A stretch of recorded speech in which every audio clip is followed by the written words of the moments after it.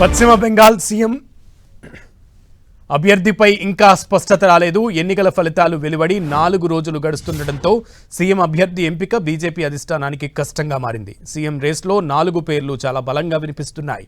Bengal BJP అధ్యక్షుడు సువేందు అధికారితో పాటు దిలీప్ ఘోష్, సామిక్ భట్టాచార్య, నిసిత్ ప్రామాణిక్ పేర్లు ప్రధానంగా వినిపిస్తున్నాయి. అయితే వీరిలో ఎవరిని సీఎం అభ్యర్థిగా ఎంపిక చేయాలనే దానిపై బీజేపీ అధిష్టానం మంతనాలు జరుపుతోంది. బెంగాల్లో రేపు బీజేపీ శాసనసభాపక్ష సమావేశం జరగనుంది. కేంద్ర మంత్రి అమిత్ షా అధ్యక్షతన ఈ సమావేశం ఏర్పాటు చేశారు.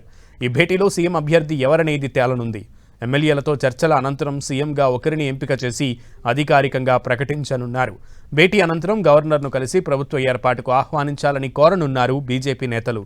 సీఎం అభ్యర్థిగా బెంగాల్ బీజేపీ అధ్యక్షుడు సువేందు అధికారికి ఎక్కువ అవకాశం ఉన్నట్లుగా తెలుస్తోంది. సభ్యులంతా ఆయనకు పట్టం కట్టబోతున్నట్లు సమాచారం. అయితే ఇప్పటికీ సీఎం అభ్యర్థి ఖరారు కాలేదు. కానీ సీఎం ప్రమాణ స్వీకారానికి మాత్రం ముహూర్తం ఫిక్స్ చేశారు బీజేపీ నేతలు.